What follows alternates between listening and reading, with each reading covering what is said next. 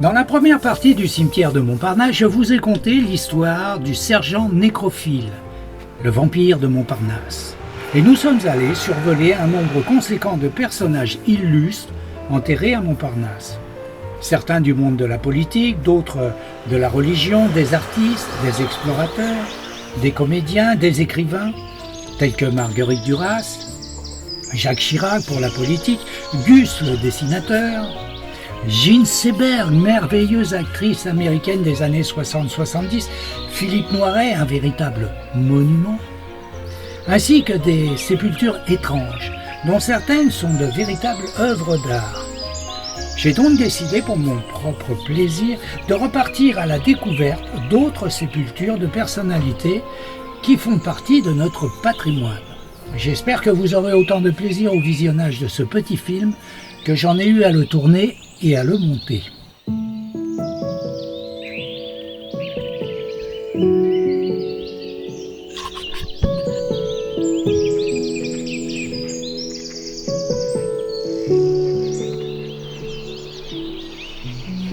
Charles Baudelaire, né en 1821 et mort à Paris en 1867, à l'âge de 46 ans, est un poète français et critique d'art.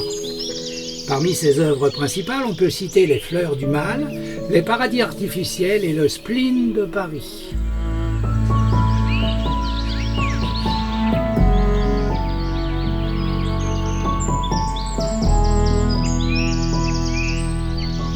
Henri Troyat, enterré avec son épouse Marguerite, est un homme de lettres, prix concours pour l'Araignée en 1938, membre de l'Académie française depuis le 21 mai 1959.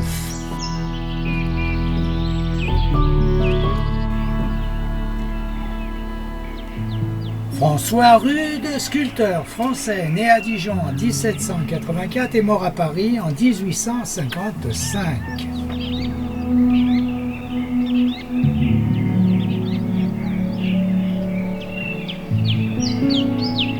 Gardez votre calme devant la dissonance. Claude Sautet, scénariste, réalisateur et sa compagne Graziella.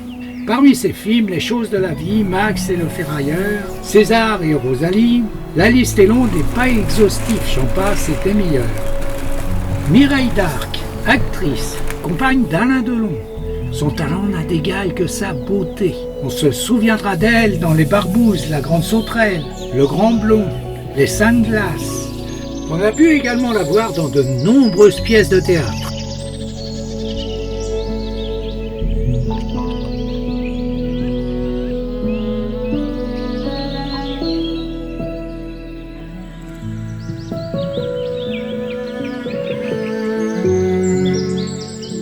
Edgar Quinet, né à Bourg-en-Bresse et mort à Versailles en 1875, est un homme politique français bien connu, mais également un historien, un poète et un philosophe.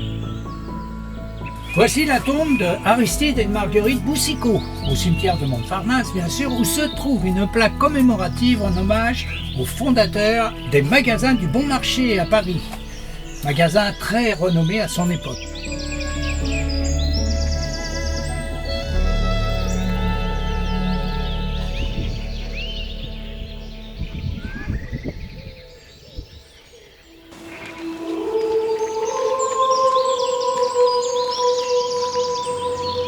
Simone de Beauvoir et Jean-Paul Sartre se sont rencontrés sur les bancs de la Sorbonne à la fin des années 20.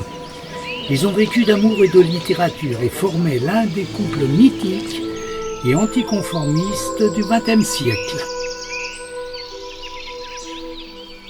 La famille Terzieff avec Jean, sculpteur, Marina, peintre et Laurent, acteur et metteur en scène français qui voua sa vie au théâtre, sa véritable passion. N'a-t-il pas écrit « Faire du théâtre, c'est se mettre à l'écoute du monde pour en être la caisse de résonance ». Jean-Louis Charles Garnier, architecte né et mort à Paris à l'âge de 73 ans le 3 août 1898, parmi ses nombreuses œuvres, l'opéra Garnier, le magnifique opéra Garnier connu dans le monde entier.